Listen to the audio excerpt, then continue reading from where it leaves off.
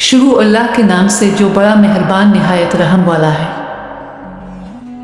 एक जिंदा शख्स पर कब्र के अजाब का सच्चा वाकया बयान किया जाता है कि चंद साल कबल एक जमात मांसेहरा से आगे एक छोटे से कस्बे में गई। इस जमात में एक शख्स डॉक्टर नूर मोहम्मद था। उनका बयान है कि मस्जिद से बाहर उधर उधर काफी लोग फारग बैठे थे। हम लोग उनके पास गए और मस्जिद में आने की दावत दी ताकि वो तालीम में शरीक हो सके। कुछ लोग हमारे साथ मस्जिद में आने पर तैयार हो गए।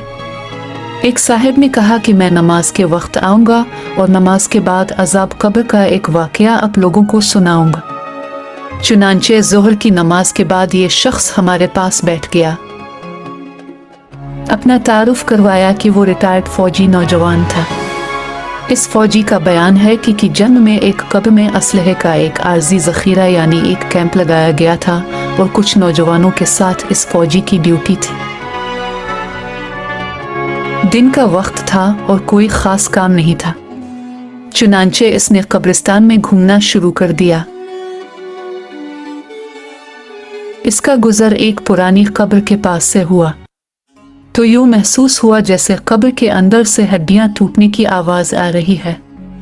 इस फौजी जवान ने बताया कि मैंने बंदूक के बट के साथ कब्र की ईंटें हटाई ताकि देखे कि यह आवाज कैसी है।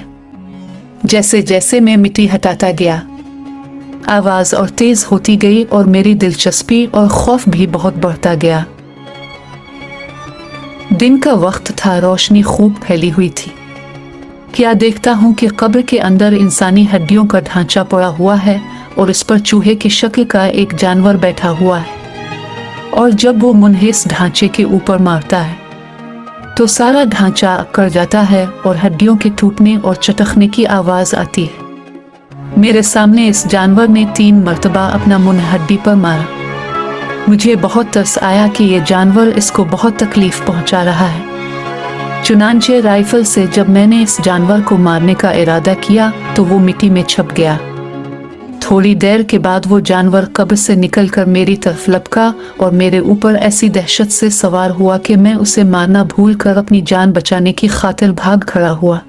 काफी दूर जाने के बाद मैंने मुड़कर देखा वो जानवर मेरे पीछे तेजी से भागा आ रहा था। करीब ही पानी का एक गड़ा था। इस जानवर से बचने के लिए मैं इस जोहर यानी गड़े में दाखिल हो गया।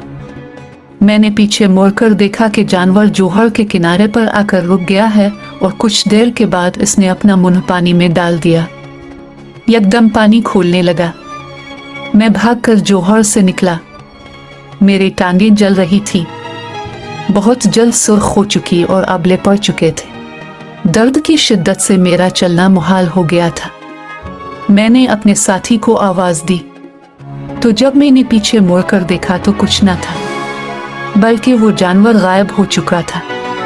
चुनांचे मुझे एबटाबाद के अस्पताल में दाखिल करवा दिया गया और फिर वहां से रावलपिंडी के बड़े फौजी अस्पताल में मुंतकिल कर दिया गया। मेरी टांगों का गोश्त गलना शुरू हो गया था। हर वक्त बदबूदार पीप और खून रसता रहता था। किसी इलाज से अफाका नहीं हुआ मगर मर्ज बढ़ता गया। जैसे जैसे दवाई लगती रही वैसे वैसे जिस्म से गोश्त अलहदा होता गया। इस वक्त दोनों टांगों की सिर्फ हड्डियां बच गई हैं। गोश्त आहिस्ता आहिस्ता गुल कर अलहदा हो चुका है और हर वक्त मुर्दे की सी बदबू आती रहती है। फिर उस शख्स ने हमें अपनी दोनों टांगें दिखाई जिन पर पट्टियां बंधी हुई थी। अल्लाह मुआफ फरमाए। अल्लाह ताला हमें कब्र और जहन्नम के अजाब से महफूज रखे, आमीन। सबक।